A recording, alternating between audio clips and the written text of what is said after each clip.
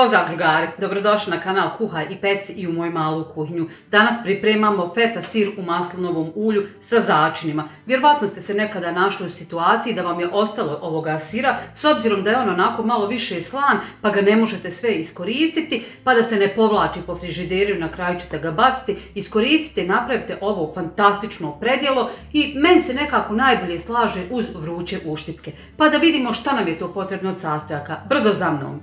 Evo, kao što vidite, treba nam kocka feta sira ili ono što vam je ostalo, treba nam maslinovo ulje, malo bibera i evo ja ovdje imam 4 vrste začina. Imam peršun, imam ovo je suhi bosiljak, ovo mi je ruzmarin i ovo mi je oregano. Ako imate majične dušice možete također da dodate. Treba će vam naravno jedna mala teglica i konac i makaze, zbog čega vidjet ćete. Začine dodajemo u jednu posudu, dodat ću malo bibera, naravno začine količinski, a i vrste birajte onako kako vi volite, možda neko ne voli ruzmarin, jel? Jesam ja dodala bibera, znači ovo nije dodala, ovo je, hajde, ja ću ga jest, nema veze. U ovo ćemo sada da naspijemo ulja, otprilike koliko nam treba za ovu teglicu. Ako i zafali na kraju, dodat ćemo, ako i ostane, potrošit ćemo u tjesteninu. Sve dobro fino promiješajte i ostavite onako da ovi začini puste tu svoju aromu, taman dok pripremimo sir. Sada treba da izrežemo sir. Kada režete nožem, onda postoji mogućnost da se taj sir malo ospe, što bi rekli. Pa ćemo probati da ga izrežemo sa koncem. Dakle, odredite sebi kolika je količina kocke. Nemojte ni presitne.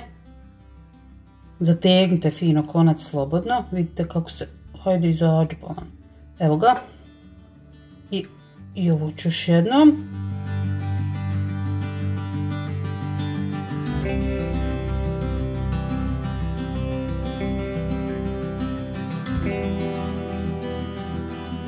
S obzirom da je kocka onako prilično visoka da ne bi dobili pravougaonike, sada ćemo i poprijeko ovako da prerežemo kao da je kora za tortu.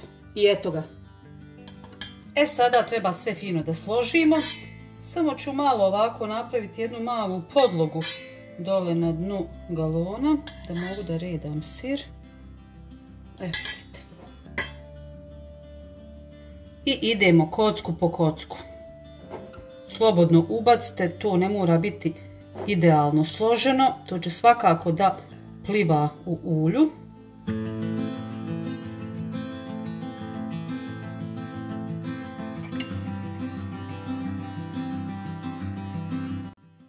Nakon što smo stavili jedan red sira, mislim 1,5 onako, sada ćemo fino sve to da zalijemo. Malo. I onda ćemo opet dodati sir i ostatak ulja istresti.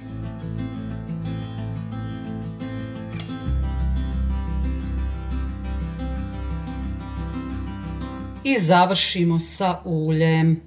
Dakle, ulje treba da prekrije sir.